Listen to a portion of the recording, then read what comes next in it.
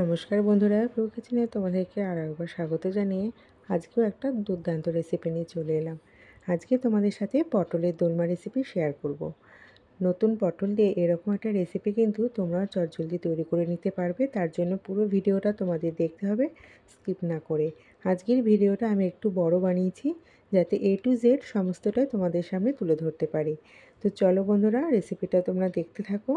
দেখো, একটা পটল কেটে তোমাদের দেখাচ্ছি ভেতরে কত সুন্দর পুর রয়েছে এবং কিভাবে এই পুরটা আমি তৈরি করলাম আর ভেতরে কিভাবে আমি দিলাম সমস্তটাই তোমরা আজকের এই ভিডিওতে দেখতে পাবে। পটলের দোলমা বানানোর জন্য এখানে আমি প্রথমে নিয়ে নিয়েছি 500 গ্রাম পটল। পটলগুলোকে দেখো পরিষ্কার মতো আমি ধুয়ে নেব। এখন একটা আলু নিয়েছি, আলুটা 4 ভাগ করে সিদ্ধ করে নিয়েছি। আলুটার খোসা আমি ছাড়িয়ে নিচ্ছি। খুব সহজভাবে আমি রান্নাটা করেছি যাতে তোমাদের কোনো রকম বুঝতে অসুবিধে না হয়। এখন কিছু মশলা নিয়ে নিয়েছি, তার মধ্যে দুটো বড় সাইজের পেঁয়াজ, একটা বড় টমেটো, একটা গোটা রসুন, আদার টুকরো আর পরিমাণ মতো কাঁচা লঙ্কা। এখন আমি উষ্ণ গরম জলের মধ্যে 1.5 চামচ মতো পোস্ত ভিজিয়ে রেখেছি। পটলগুলোকে জলে পরিষ্কার মতো ধুয়ে নিয়েছি। পটলের একটা অংশ একটু বড়োভাবে কেটে গায়ের খোসাটাকে ভালো মতো ছাড়িয়ে নিচ্ছি। একটা অংশ বড় করে কাটতে হবে আর আরও একটা অংশ কিন্তু দুটো দিক থাকে পটলের, তো একটা অংশ বড় মতো কেটে আর অপর অংশটাকে ছোট্ট মতো কাটলেই চলবে। তো দুটো দিক কিন্তু সমানভাবে কাটবে না কখনোই, তাহলে পুরটা কিন্তু বেরিয়ে যাবে। তো একটা দিক বড় কেটে অপর দিকটা কিন্তু অল্প কাটলেই চলবে। এইভাবে আমি সমস্ত পটলগুলো কেটে নিয়েছি আর পটলের গায়ের খোসাটাকে আমি ভালো মতো ছুরির সাহায্যে ছাড়িয়ে নিচ্ছি। চাইলে তোমরা এটা চামচ দিয়েও করতে পারো।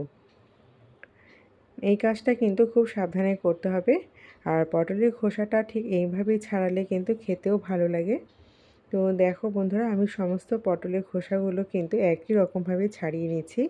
আর পটলের মাথার দিকে দুটো অংশ থাকে, সে একটা অংশ একটু বড়োভাবে কাটবে আর অপর অংশটাকে ছোট্ট করে কাটলেই চলবে। দুটো দিক বড় করে কাটবে না, তাহলে কিন্তু পুরটা বেরিয়ে যাবে। আমি আবারও বলছি, এইভাবে পটলগুলো কেটে আমি আবারও পরিষ্কার মতো ধুয়ে নিয়েছি। আর আবারও একটা চামচের সাহায্যে দেখো, ছোট অংশটা না, বড় দিকের যে অংশটা থাকে সেই অংশটার মধ্যে আমি এইভাবে চামচটা ঢুকিয়ে দিলাম। আর চামচের সাহায্যে পটলের ভেতরে গোল মতো ঘুরিয়ে সমস্ত পুরটাকে বাইরে বার করে আনতে হবে।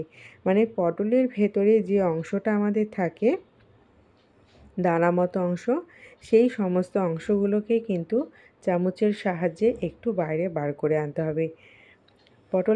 পটলের ভেতরটাকে আমাদের ফাঁকা করতে হবে, এটাই হচ্ছে মেন উদ্দেশ্য।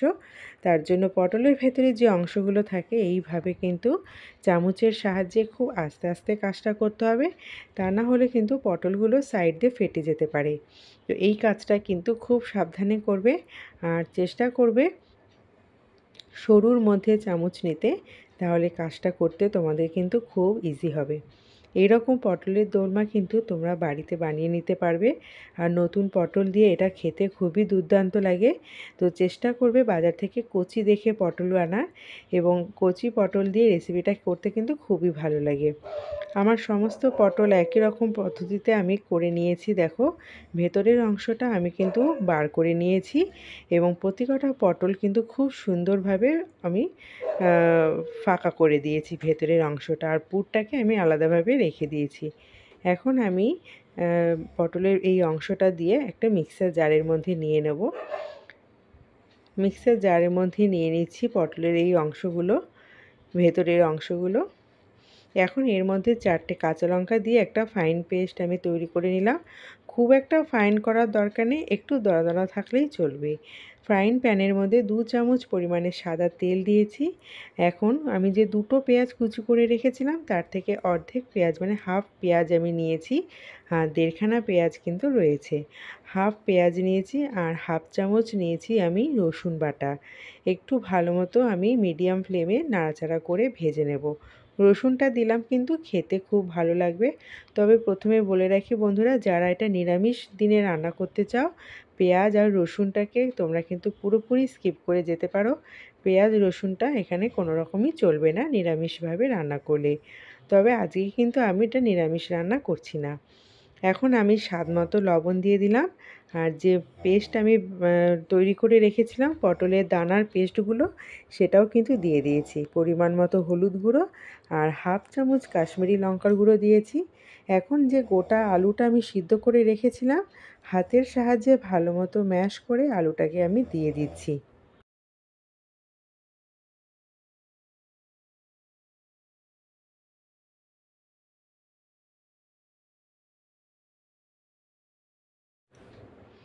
গ্যাসের ফ্লেমটাকে মিডিয়ামে করেই কাজটা করতে হবে, এবং পুরটা কিন্তু মানে ভেতরে যে স্টাফিংটা থাকবে খুব সুন্দরভাবে এটা তৈরি করলে খেতেও ভালো লাগবে। তবে বন্ধুরা আমি তোমাদেরকে আরও একটা কথা বলে রাখছি, হাতের কাছে যদি তোমাদের গরম মশলা থাকে অথবা যে কোনো রকম মশলা যদি থেকে থাকে, ম্যাগি মশলা হোক কিংবা গরম মশলা হোক বা অন্য কোনো সবজির মশলা, ভাজা মশলা, সেটা কিন্তু 1 চামচ এখানে দিয়ে দিতে পারো, খুব সুন্দর একটা ফ্লেভার আসবে। আমি কিন্তু এখানে এখন 1 চামচ মতো আমার ঘরে যে পাওভাজি মশলাটা ছিল তা আমি দিয়ে দিয়েছি 1 চামচ। এটা দেওয়াতে কিন্তু খেতে খুব সুন্দর হবে, ফ্লেভারটাও খুব অন্যরকম লাগবে। তো তোমাদের হাতের কাছে যেরকম মশলা থাকবে বন্ধুরা, তোমরা কিন্তু সেই মশলাটা এখানেই ব্যবহার করতে পারো। এখন আমার স্টাফিংটা কিন্তু পুরোপুরিভাবে রেডি হয়ে গেছে। তো এখন আমি স্টাফিংটাকে নামিয়ে নিচ্ছি একটা প্লেটের মধ্যে। 5 থেকে 7 মিনিট মতো আমি স্টাফিংটাকে একটু ঠান্ডা করে নেব। আর গরম অবস্থায় এটা কাজ করতে খুব অসুবিধা হবে, তার জন্য একটু ঠান্ডা করে নিলে কিন্তু কাজ করতে ভীষণই সুবিধা হবে। তো আজকের এই পটলের দোলমা রেসিপিটা আমি কিন্তু A to Z সমস্তটাই তোমাদের সাথে তুলে ধরেছি বন্ধুরা। অতএব রেসিপিটা কেমন লাগলো আমাকে কিন্তু কমেন্ট বক্সে জানাতে ভুলবে না। আর পুরো ভিডিওটা দেখার পর যদি ভালো লেগে থাকে অবশ্যই একটি লাইক করে দেবে, আর বেশি বেশি করে শেয়ার করে দেবে। আর যদি কোনো নতুন বন্ধু এসে থাকো আমার চ্যানেলে, প্লিজ বন্ধুরা চ্যানেলটিকে সাবস্ক্রাইব করে পাশে থাকা বেল বাটনটি প্রেস করে দেবে, যাতে আমার নতুন নতুন ভিডিও আপলোড করা মাত্রই তার নোটিফিকেশানটা সবার আগে তোমাদের কাছে পৌঁছে যেতে পারে। এখন আমি পটলগুলো ভাজতে শুরু করে দিয়েছি গ্যাসের মিডিয়াম ফ্লেমে। আর সামান্য একটু লবণ দিয়ে দেবো যাতে পটলগুলোর মধ্যে লবণটা ঢুকে যায় এবং পটলটাও যাতে একটু নরম হয়ে আসে। এইভাবে পটলগুলো আগে একটু ভেজে নিতে হবে, নাহলে কিন্তু পরে আর পটলগুলো ভাজা যাবে না। তো দেখো বন্ধুরা, পটলগুলো এই পর্যায়ে যখনই চলে আসবে তখনই কিন্তু পটলগুলোকে আবার তুলে ফেলতে হবে। বেশি একটা ডিপ ফ্রাই কিন্তু পটলে করা যাবে না। এইরকমভাবে পটলগুলো একটু ভেজে নিলে খেতেও খুব সুন্দর লাগে, এর স্বাদও দ্বিগুণ বেড়ে যায়। অন্তত তোমরা একবার এই রেসিপিটা বাড়িতে বানিয়ে দেখো বন্ধুরা, সত্যি বলছি মুখে লেগে থাকবে, এতটাই টেস্টি হয় পটলের দোলমা। পটলগুলো তেল ঝরিয়ে ভালো মতো আমি একটা প্লেটের মধ্যে তুলে নিচ্ছি। এখন আমি এই তেলের মধ্যেই পুরো রান্নাটা ছাড়বো, তার জন্য আমি তেলটাকে এখন গ্যাসের ফ্লেমটা অফ করে দিয়েছি। এখন দেখো বন্ধুরা চলে এসেছি পুরটা ভরতে। পটলের মধ্যে কিন্তু পুরগুলো ভরে দিয়েছি। আর কিভাবে আমি পুরটা ভরছি তোমরা দেখে নাও, যাতে তোমাদেরও সুবিধা হয়। আঙুল দিয়ে ভালো মতো ঠেসে ঠেসে পুরগুলো ভেতরে ঢুকিয়ে দিতে হবে। আর আমার পটলের একটা গাও কিন্তু চিড়ে যায়নি বা ফেটে যায়নি, অতএব পুরগুলো ঢোকাতেও আমার খুব একটা অসুবিধাও হয়নি। দেখো ইজিভাবে কিন্তু পটলের পুরগুলো আমি ঢুকিয়ে মুখটাকে আটকে দিলাম। এই একই রকমভাবে পুরগুলো কিন্তু ভেতরে ঢুকিয়ে দিতে হবে। তবে হ্যাঁ, এই কাজটা করতে একটু সময় লাগবে ঠিক কথা, কিন্তু ভালো জিনিস খেতে একটু পরিশ্রম তো করতেই হবে বন্ধুরা। তো তার জন্যই কিন্তু খুব আস্তে আস্তে কাজটা করতে হবে, খুব ধৈর্য নিয়ে কাজটা করতে হবে, হাতে সময় নিয়ে। তাড়াহুড়ো করে করলে কিন্তু কাজটা ভালো হবে না এবং পটলগুলো ফেটে যাওয়ার সম্ভাবনা থাকবে। তো তার জন্য বলছি বন্ধুরা, হাতে ধৈর্য সময় নিয়ে এই কাজটা করতে হবে। প্রতিটা পটলের মধ্যে একই রকমভাবে পুরটা আমি ভরে নিচ্ছি ঠেসে ঠেসে। আর পুরটা কিন্তু খেতেও দুর্দান্ত লেগেছে। তবে তোমরা যদি নিরামিষভাবে এটা তৈরি করতে চাও বন্ধুরা, আবারও বলছি পেঁয়াজ আর রসুনটাকে তোমরা স্কিপ করে যেতে পারো। সমস্ত পটলের মধ্যে একই রকমভাবে আমি পুরটা ভরে নিয়েছি। এখন একটা মিক্সচার জার নিয়ে নিয়েছি। মিক্সচার জারের মধ্যে দিয়ে দিলাম রসুনের কোয়াগুলো, দিয়ে দিলাম পরিমাণ মতো কাঁচা লঙ্কা, তবে ঝালটা তোমাদের স্বাদ মতো কম বেশি করে নিও। একটা গোটা টমেটো কুচি দিয়ে দিলাম, আর আদার টুকরো দিয়ে দিলাম। একটা সুন্দর ফাইন পেস্ট আমি বানিয়ে নিলাম। এখন আরেকটা মিক্সচার জারের মধ্যে দিয়ে দিলাম পোস্তটা আর কয়েকটা কাজু বাদাম। একটা সুন্দর ফাইন পেস্ট আমি তৈরি করে নিলাম। যে পটলের ভাজার তেলগুলো রয়েছে সেই তেলের মধ্যে কয়েকটা কিশমিশ আমি ভেজে নিলাম। কিশমিশটা দেওয়াতেও কিন্তু খুবই ভালো লাগে। কিশমিশটা কিন্তু নিরামিষ আমিষ দুটোর মধ্যেই চলে। মুখে কিশমিশগুলো পড়লে খেতে খুব ভালো লাগে। বিশেষ করে বাচ্চারা তো খুবই ভালোবাসে। তার জন্যই আমি কিশমিশটা কিন্তু এখানে অ্যাড করেছি। তবে হ্যাঁ, যারা কিশমিশটা খেতে পছন্দ করে না স্কিপ করে যেতে পারো, এটা পুরোপুরি অপশনাল। ওই তেলের মধ্যে আমি দিয়ে দিলাম পেঁয়াজ কুচিটা। আমি যে 1.5খানা মতো পেঁয়াজ কুচি করে রেখেছিলাম সেই পেঁয়াজ কুচিটা এখন দিয়ে দিলাম। পেঁয়াজটাকেও আমি মিডিয়াম ফ্লেমে একটু ভেজে নেব, তবে হ্যাঁ, বেশি একটা ভাজবো না, খুব হালকা ভাজলেই চলবে। পেঁয়াজটা আমার ভাজা হয়ে এসেছে। এখন পেঁয়াজটার মাঝখানে আমি দিয়ে দেবো গোটা গরম মশলা। পেঁয়াজটাকে একটা সাইড করে নিচ্ছি, নিয়ে আমি কিছুটা গোটা গরম মশলা আমি এর মধ্যে অ্যাড করে দেবো। গোটা গরম মশলা যদি তোমাদের হাতের কাছে না থাকে বন্ধুরা স্কিপ করে যেতে পারো, তবে এটাও কিন্তু পুরোপুরি অপশনাল। তবে গোটা গরম মশলা ফোড়ন দিলে কিন্তু খেতেও দুর্দান্ত লাগে এবং এর টেস্ট আরও দ্বিগুণ বেড়ে যায়।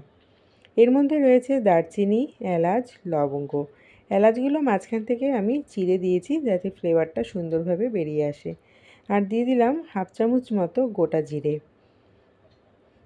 খুব ভালো মতো আবারও একটু নাড়াচাড়া করে নেব যাতে গরম মশলাগুলো খুব সুন্দরভাবে ভাজা হয়ে যায় এবং ফ্লেভারটাও খুব সুন্দরভাবে বেরিয়ে আসে।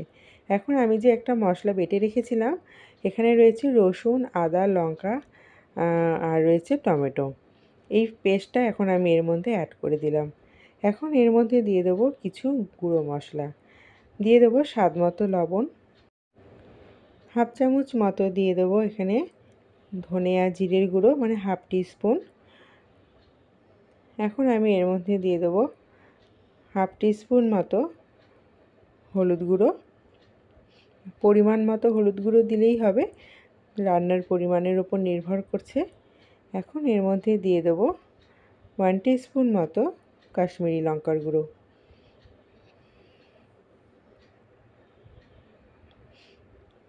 এখন সমস্ত মশলাটাই আমার দেওয়া হয়ে গেছে। এখন ভালো মতো আরও একটু নাড়াচাড়া করে নিচ্ছি। এখানে নতুন করে আমি আর লঙ্কার গুঁড়ো ব্যবহার করব না, যেহেতু এখানে আমি কাঁচা লঙ্কা দিয়ে রান্নাটা করেছি। কাশ্মীরি লঙ্কার গুঁড়োটা দিলে রঙটা খুব সুন্দর আসে। 1 টিস্পুন আর পরে আরও 1/2 টিস্পুন, মানে টোটাল 1.5 টিস্পুন মতো আমি দিয়েছি এখানে চিনি। তবে চিনিটা যারা পছন্দ করো না, চিনিটা কিন্তু স্কিপ করে যেতে পারো। এখন মিক্সারের বাটিটা ধুয়ে আমি জল দিয়ে দিলাম। ভালো মতো একটু নাড়াচাড়া করে নিচ্ছি যাতে মশলাটা সুন্দরভাবে কষে আসে এবং খুব সুন্দর একটা ফ্লেভার বেরোয়। এখন ঢাকা দিয়ে 2 থেকে 3 মিনিট ভালো মতো মশলাটাকে কষিয়ে নিয়েছি। মশলাটা আমার ভালো মতো কষানো হয়ে গেছে। এখন আমি ভেজে রাখা পটলগুলো দিয়ে দিচ্ছি। পটলগুলোর ওপরে দিয়ে দিলাম পোস্ত আর কাজু বাদাম বাটা। গ্যাসের ফ্লেমটাকে মিডিয়াম করে পটলগুলো একটা একটা করে ছেড়ে দিতে হবে এবং এখন আমি গ্যাসের ফ্লেমটা মিডিয়াম করে ঢাকা দিয়ে 2-3 মিনিট পটলগুলোকে ভালো মতো ফুটিয়ে নেব। দেখো বন্ধুরা, পটলগুলো কিন্তু ফুটে উঠেছে এবং খুব একটা বেশি নাড়াচাড়া না করলেই ভালো হয়, তা না হলে কিন্তু অনেক সময় স্টাফিংটা বেরিয়ে যাওয়ার সম্ভাবনা থাকে। তবে বন্ধুরা হাত দিয়ে ভালো মতো ঠেসে ঠেসে স্টাফিংটা ভেতরে ঢুকিয়ে দেবে যাতে কোনো প্রকারে স্টাফিংটা বাইরে বেরিয়ে না আসে। দেখো বন্ধুরা, রান্নাটা কিন্তু একদম রেডি হয়ে গেছে এবং আরও আমি 2 থেকে 3 মিনিট এইভাবে ঢাকা দিয়ে দেবো যাতে আরও একটু ভালো মতো পটলগুলো আমার নরম হয়ে বা সিদ্ধ হয়ে আসে। বন্ধুরা, আজকের এই রেসিপিটা অবশ্যই তোমরা বাড়িতে একবার হলেও ট্রাই করে দেখো। দুর্দান্ত খেতে লাগে। গরম গরম ভাতের সাথে অথবা রুটির সাথেও কিন্তু তোমরা খেতে পারবে এরকম রেসিপি। আর ভালো লাগলে অবশ্যই লাইক, কমেন্ট, শেয়ার করবে আর আমার চ্যানেলটিকে প্লিজ সাবস্ক্রাইব করে দেবে। আর পাশে থাকা বেল বাটনটিও প্রেস করে দেবে যাতে আমার নতুন নতুন রেসিপিগুলো আপলোড করা মাত্রই তার নোটিফিকেশানটা সবার আগে তোমাদের কাছে পৌঁছে যেতে পারে। তো এখন কিন্তু আমি আর কোনো রকম ঘি, গরম মশলা দিলাম না। তোমরা চাইলে এখানে ঘি অথবা গরম মশলা ব্যবহার করতে পারো। এখন একটা প্লেটের মধ্যে আমি পটলগুলো সার্ভ করে তোমাদেরকে দেখাচ্ছি যে কতটা সুন্দর দেখতে হয়েছে এবং পটলগুলো কিন্তু প্রত্যেকটা গোটা গোটা রয়েছে, ভেতরে পুরো স্টাফিং ভরা রয়েছে। খেতেও কিন্তু দুর্দান্ত লেগেছে ভাতের সঙ্গে অথবা রুটির সাথে। তো আজকের এই ইউনিক রেসিপিটা কিন্তু তোমরা অবশ্যই একবার হলেও বাড়িতে বানিয়ে দেখতে পারো বন্ধুরা। খুব সুন্দর লাগে খেতে বাড়ি ছোট বড় প্রত্যেকেই কিন্তু ভীষণ মজা করে খাবে এই রকম রেসিপি। তোমাদের কেমন লাগলো তোমাদের মতামতটা কিন্তু অবশ্যই কমেন্টস বক্সে জানাতে ভুলবে না। আমার সঙ্গে থাকার জন্য তোমাদেরকে অসংখ্য ধন্যবাদ জানিয়ে আজকের রেসিপিটা আমি এখানে শেষ করছি। আবার চলে আসবো নতুন একটা রেসিপি নিয়ে। তোমরাও ভালো থেকো, সুস্থ থেকো, আর আমার এইরকম নতুন নতুন রেসিপি তোমরা আজকে